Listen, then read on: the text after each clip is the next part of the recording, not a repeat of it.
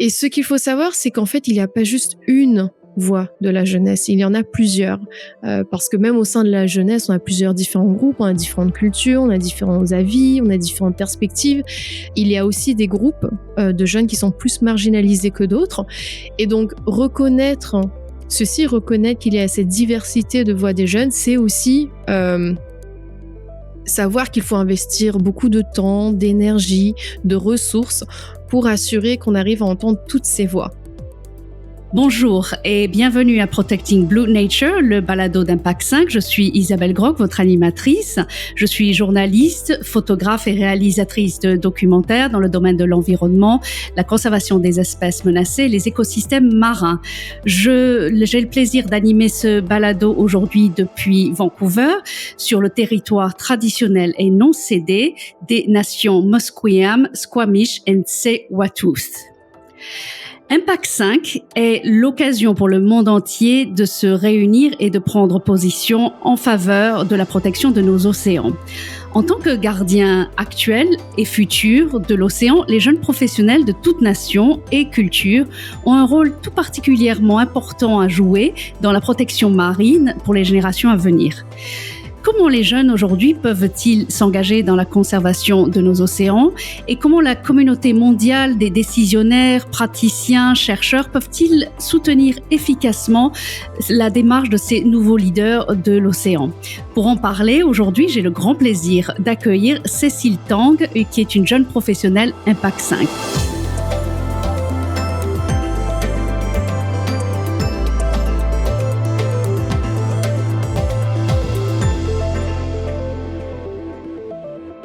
Protecting Blue Nature est un balado d'Impact 5, le 5e congrès international sur les aires marines protégées, qui aura lieu à Vancouver, en Colombie-Britannique, au Canada, du 3 au 9 février 2023. Je suis votre présentatrice, Isabelle Groc, et j'anime aux côtés d'Anne-Marie Garg pour explorer les thèmes de l'Impact 5.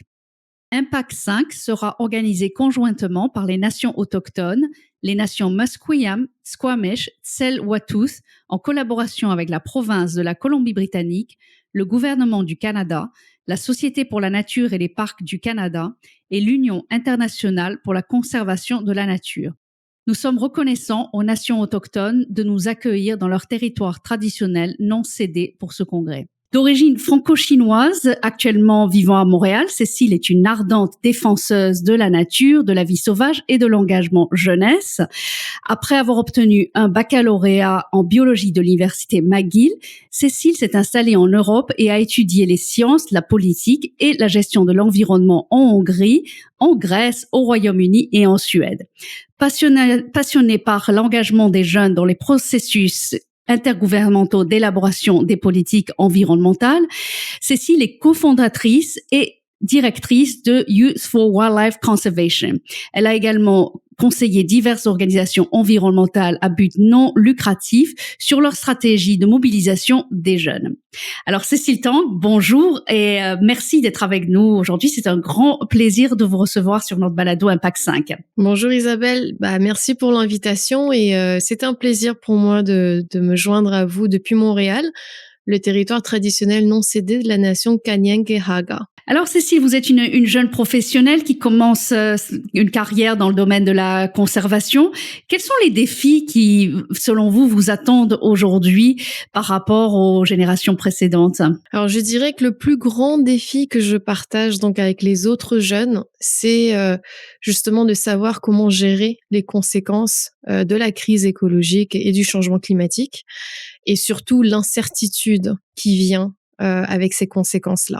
Oui, c'est vrai que c'est un gros défi à relever parce que les générations précédentes n'avaient pas nécessairement mesuré l'impact et l'amplitude des changements écologiques, de la crise de la biodiversité et l'urgence des changements climatiques. Vous avez décidé tout au long de votre parcours de faire entendre la voix des jeunes et des jeunes professionnels professionnels dans le domaine de l'environnement et notamment pour faire bouger les choses dans l'élaboration des politiques environnementales. Parlez-nous un peu de ce qui vous a conduit à vous engager dans ce domaine-là. Pourquoi ça c'était important pour vous? Oui, bien sûr. Alors en 2016, j'ai fait la rencontre avec un groupe de jeunes. On avait, à peu près le même âge, venant de plein de pays différents et en fait, c'est à travers nos discussions qu'on s'est rendu compte qu'il manquait en fait, les perspectives de la jeunesse. Alors notamment dans le domaine de la conservation de la vie sauvage, hem, mais à travers notre rencontre aussi, on a pu rencontrer des responsables politiques et des personnes qui prenaient des décisions, qui voulaient justement savoir ce qu'on pensait, et entendre nos avis et nos perspectives, ce qu'on pensait de la comment gérer justement ces ressources-là.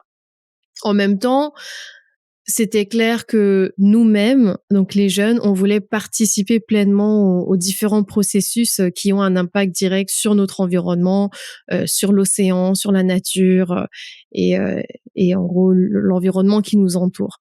Donc je dirais que c'était vraiment cette reconnaissance-là, de voir qu'il y a effectivement un manque et d'essayer ensemble justement de combler ce manque. Pourquoi ce manque, Cécile? Est-ce que vous avez l'impression que la voix des jeunes dans le domaine de la conservation marine n'est pas suffisamment reconnue, pas suffisamment entendue? C'est sûr qu'il y a encore du travail à faire. Alors, quand on parle de jeunes déjà, hem, c'est vraiment beaucoup, beaucoup de personnes. Donc en ce moment, on a la plus grande génération de jeunes de l'histoire. Il y a 1,8 ou 1,9 milliard de personnes sur la planète actuellement qui ont entre 10 et 24 ans. Donc c'est quand même une très grande partie de la population. Heu et ce qu'il faut savoir, c'est qu'en fait, il y a pas juste une voix de la jeunesse, il y en a plusieurs. Parce que même au sein de la jeunesse, on a plusieurs différents groupes, on a différentes cultures, on a différents avis, on a différentes perspectives. Il y a aussi des groupes, de jeunes qui sont plus marginalisés que d'autres et donc reconnaître qu'il y a cette diversité de voix des jeunes, c'est aussi, savoir qu'il faut investir beaucoup de temps, d'énergie, de ressources pour assurer qu'on arrive à entendre toutes ces voix. Donc effectivement, c'est un travail, à faire sur le long terme et qui est assez compliqué et qui prend beaucoup de temps. Donc dans ce sens-là, il y a encore du boulot à faire. Et du boulot à faire et c'est vrai que je crois que c'est très important ce que vous dites sur le fait que ce n'est pas la voix ni la jeunesse mais les voix des jeunes et que c'est un mouvement riche et diversifié.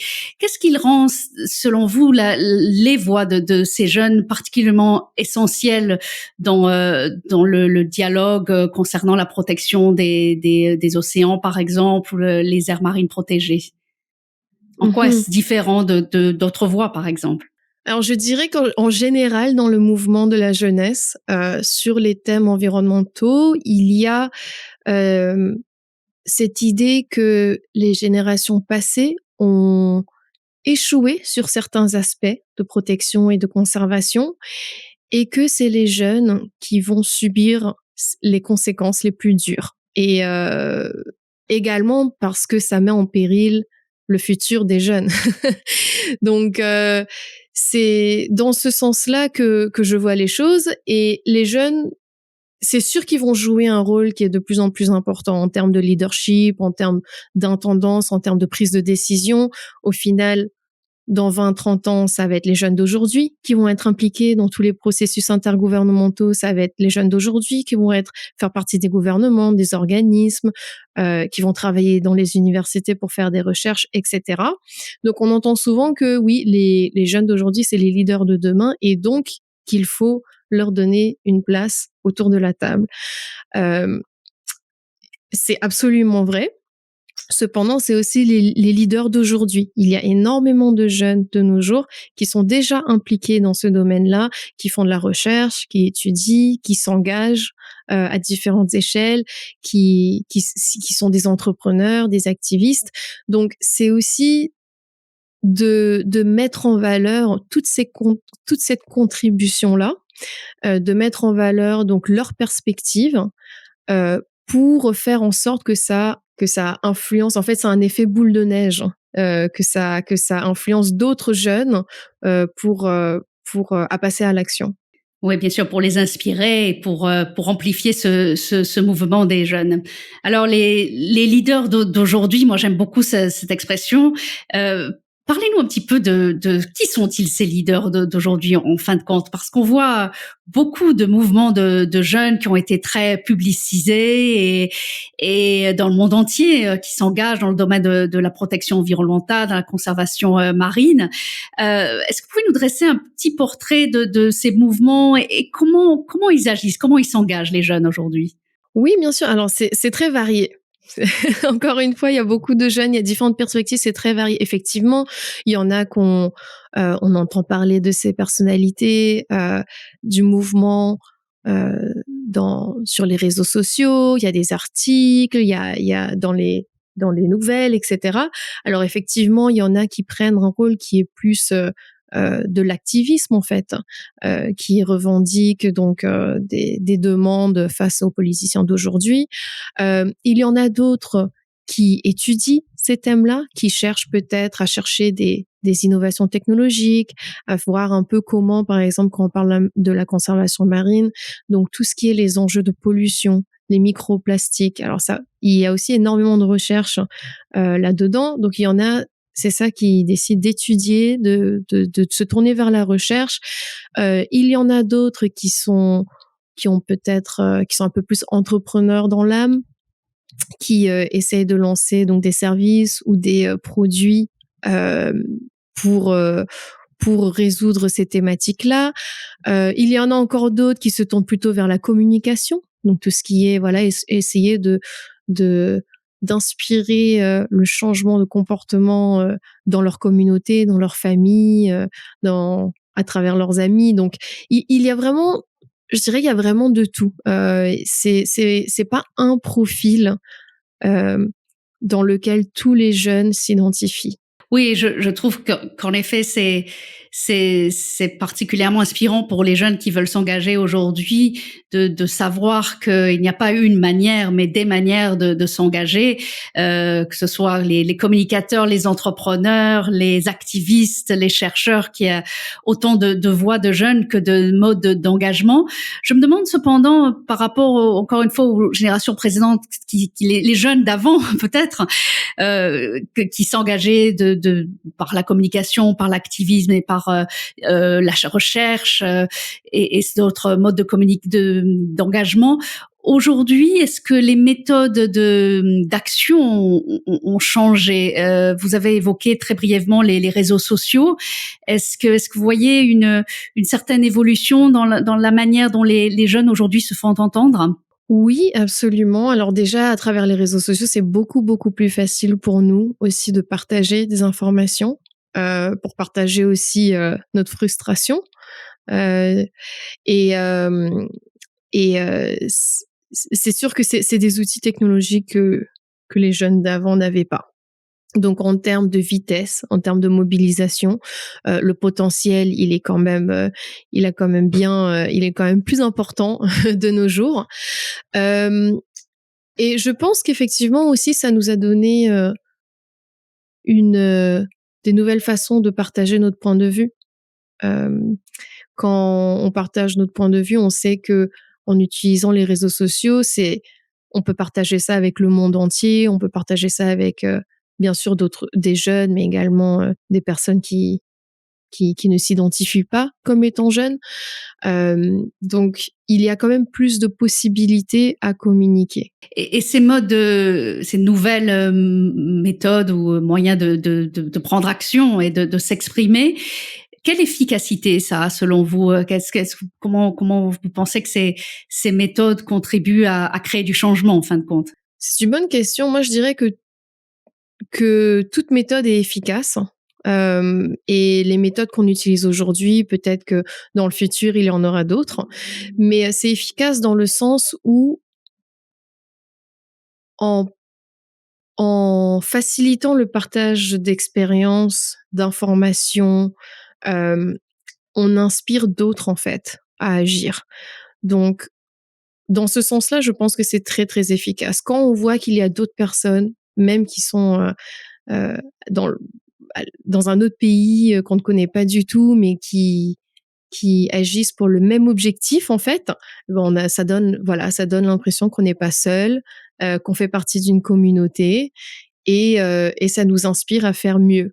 Et je pense que c'est vraiment cet impact-là, de pouvoir partager l'espoir, de pouvoir inspirer d'autres, qui est particulièrement efficace. Partager l'espoir, ça c'est vraiment quelque chose qui est qui résonne parce que je crois qu'on a beaucoup de besoin d'espoir et on a beaucoup besoin de pas se sentir seul. Donc la communauté, le fait de pouvoir agir non pas en solo dans son coin, mais de savoir qu'on apporte sa pierre telle qu'elle soit à l'action collective. Je crois en effet que, comme vous l'avez très bien dit, Cécile, c'est capital et c'est certainement ce qui contribue à créer un changement positif dans notre monde aujourd'hui. Je me demande cependant, les jeunes qui s'engagent, comment, qui ont cette volonté, cet appétit de s'engager, quelles difficultés rencontrent-ils pour pouvoir s'exprimer, prendre action? Alors, il y en a plusieurs. C'est sûr que il y a quand même plusieurs barrières et difficultés. En général, je pense que le manque de capacité financière, d'expérience, c'est quelque chose qui est partagé par tous les jeunes. Et en fait, dans une certaine manière, tout peut faire en sorte qu'un ou qu'une jeune se tourne vers aussi une profession qui est jugée plus lucrative aussi, parce que le mouvement environnemental est aussi inégal en termes d'accessibilité. Donc ça, c'est quand même quelque chose qu'il faut reconnaître. Il y a des groupes de jeunes plus marginalisés qui éprouvent des barrières plus importantes. Donc, il y a quand même beaucoup de... voilà, c'est vraiment comment dire, c'est un parcours très individuel et qui peut en fait être très différent. Et qui peut être semé d'embûches, en effet, parce que la passion, elle faut qu'elle puisse être soutenue et facilitée. Et c'est un peu le rôle aussi d'Impact 5 de justement d'amplifier les voix des jeunes et de les soutenir dans leur démarche. Je me demande pour vous, à titre personnel, comment vous avez abordé les choses quand vous avez été face à certaines de ces difficultés, pour comment vous les avez surmontées, qu'est-ce qui vous a aidé à vous pour prendre action et vous positionner comme quelqu'un qui aujourd'hui vraiment est de plein pied dans les mouvements de jeunesse? Alors pour moi, ça a été très important de me sentir une, une personne au sein d'un mouvement collectif, euh, donc entourée de personnes qui pensent comme moi, qui veulent agir comme moi.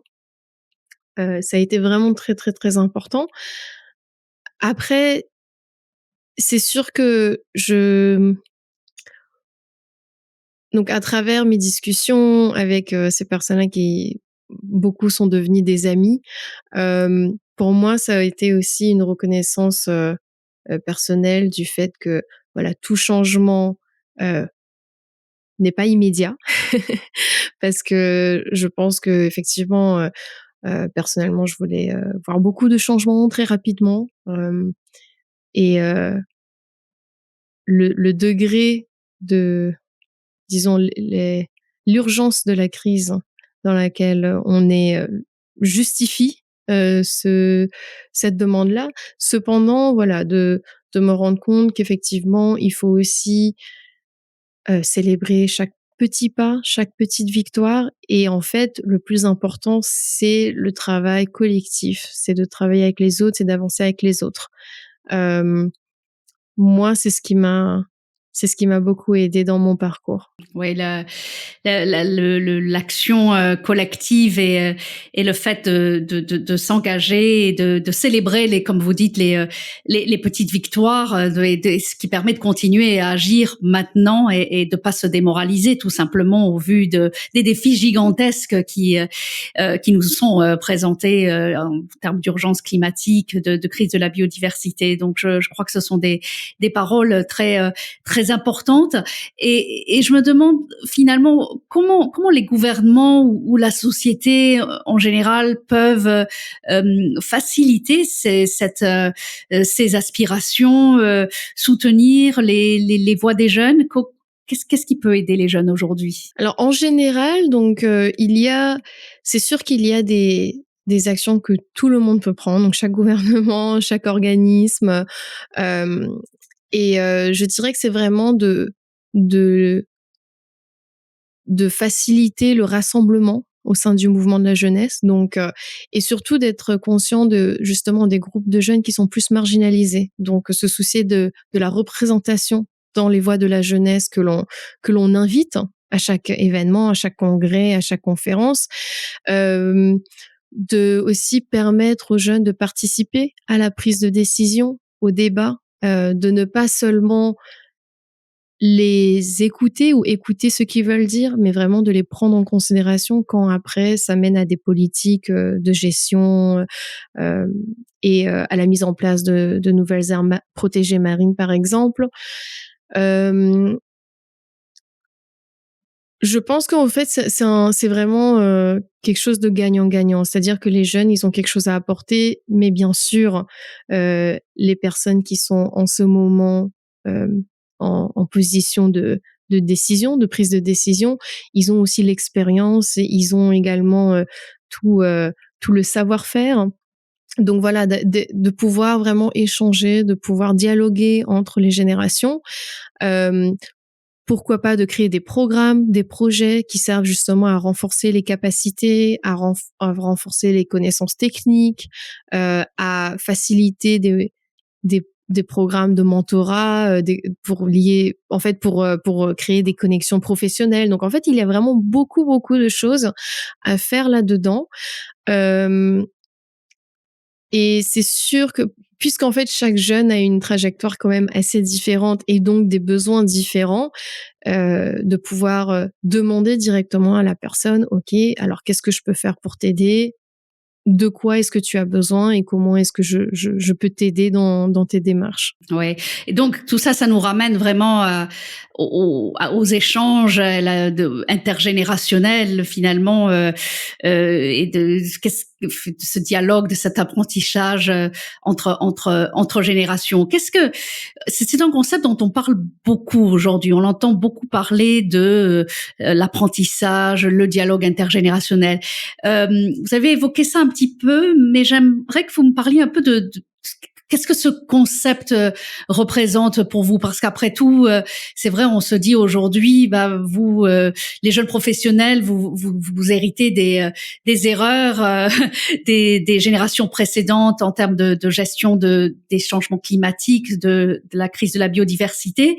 Mais cependant, il y a quand même un intérêt à pouvoir dialoguer avec différentes générations.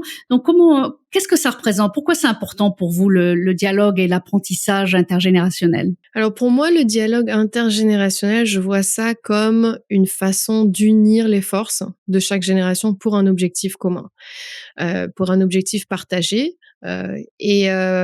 Chacun emmène en fait ses atouts, ses avantages. Donc pour les jeunes, c'est vrai qu'il y a beaucoup d'énergie, on est très dynamique. Et puis, bien sûr, il y a les générations qui apportent leurs connaissances, leur expérience, leur savoir-faire. Donc, c'est vraiment un dialogue, une relation qui est gagnante-gagnant. Mmh. Et en fait, le plus important, c'est justement de pouvoir échanger, mais de pouvoir se voir aussi sur le même niveau. C'est-à-dire qu'il y a pas une hiérarchie au final. On est donc comme C'est ça, on est vraiment, voilà, on travaille ensemble, il y a pas de hiérarchie, on peut parler librement et apprendre l'un de l'autre. Absolument. Et comment vous voyez cet échange, comment on peut favoriser cet apprentissage intergénérationnel, surtout quand on parle de la protection des océans? Est-ce que c'est par des congrès comme Impact 5 où il y a d'autres moyens de favoriser cet échange productif entre générations? C'est sûr que lors des congrès internationaux, lors des grandes conférences, avoir les générations dans la même salle, c'est quand même quelque chose d'assez extraordinaire. C'est exactement ce qui va se passer au congrès de l'Impact 5 en février. De pouvoir prendre des décisions ensemble. Mais je pense que les liens, ça peut aussi se créer à travers, par exemple, des opportunités de bénévolat que l'on peut avoir dans notre communauté, à travers des échanges aussi plus informels, plus naturels, euh, et pas que pendant les grands événements de, comme des congrès ou des conférences. Oui, c'est vrai que c'est un peu les échanges au quotidien et l'impression de construire quelque chose. Vous avez parlé d'être une personne au sein d'un mouvement collectif et ce mouvement collectif inclut d'autres générations également.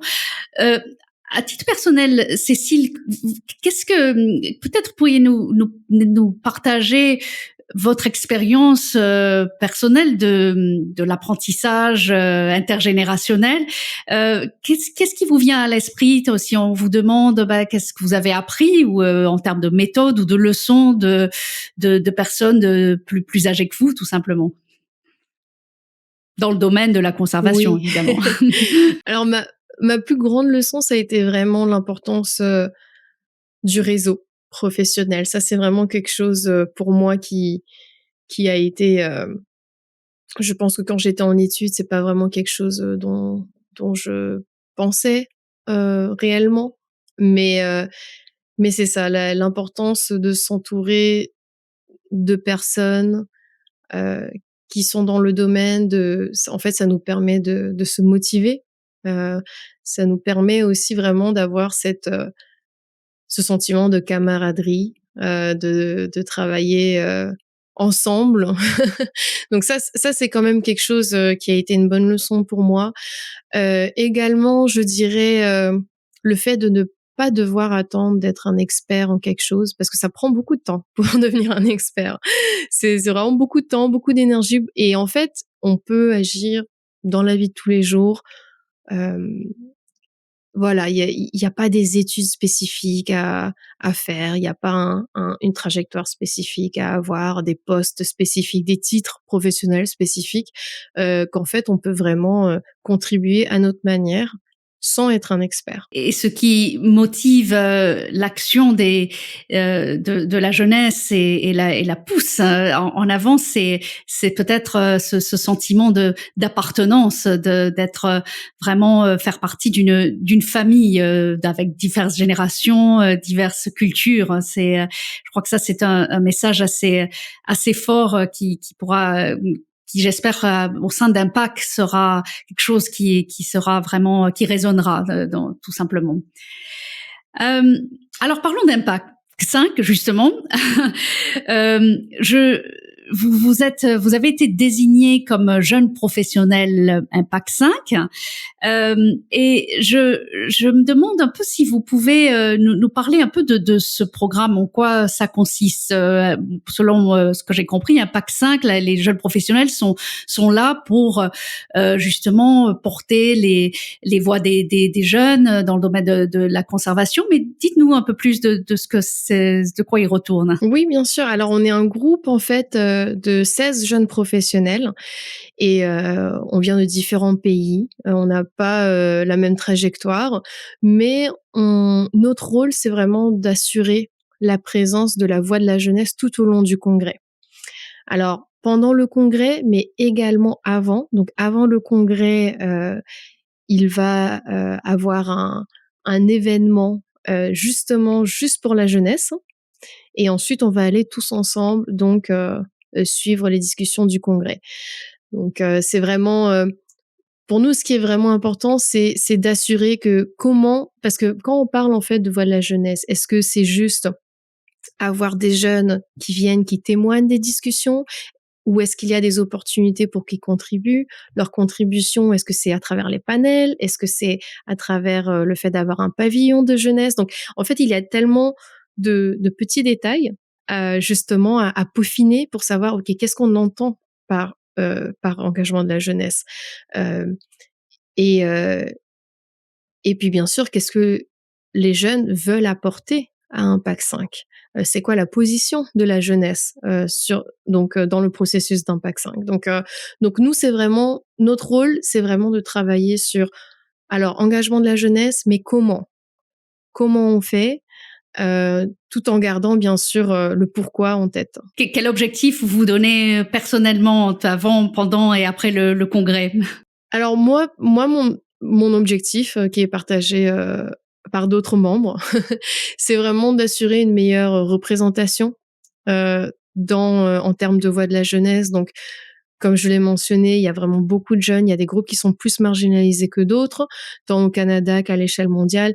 Donc, c'est vraiment d'essayer de voir, alors, comment inclure, pas la voix de la jeunesse, mais les voix de la jeunesse à Impact 5. Très, très important.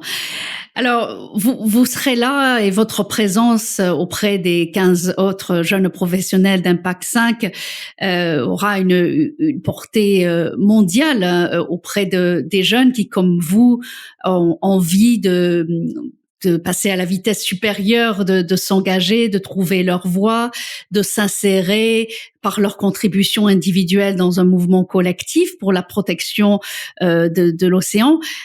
Aujourd'hui, qu'est-ce que vous avez envie de dire à ces jeunes qui ont ces aspirations et cette passion? Le message le plus important, je pense, c'est de ne pas attendre d'être un experte dans un domaine pour avoir le sentiment de OK, là c'est bon, j'ai assez de connaissances, j'ai assez d'expertise pour contribuer. C'est vraiment d'accepter le fait qu'en fait, voilà, on peut agir tous les jours à notre capacité. On n'est pas vraiment obligé d'avoir un parcours de, de, de professionnel dans le domaine de la conservation, tout ça, tout ça. Donc c'est ça en fait. C'est mon message principal, c'est voilà, si c'est une cause qui est importante pour l'individu, il y a des gens qui partagent cette mission-là. Et on a tous des parcours différents, on a tous des expériences différentes et ne pas attendre d'être un expert. Donc n'attendez pas et lancez-vous. C'est un beau message et je crois, Cécile, tant qu'on va rester sur ce beau message d'action et d'espoir. Merci infiniment d'avoir passé ce moment avec vous aujourd'hui. Vous nous avez rappelé que la voix des jeunes, ce n'est pas la voix des jeunes, mais les voix des jeunes, que c'est un mouvement riche et diversifié et surtout que les jeunes ne sont pas simplement les leaders de demain, mais les leaders d'aujourd'hui.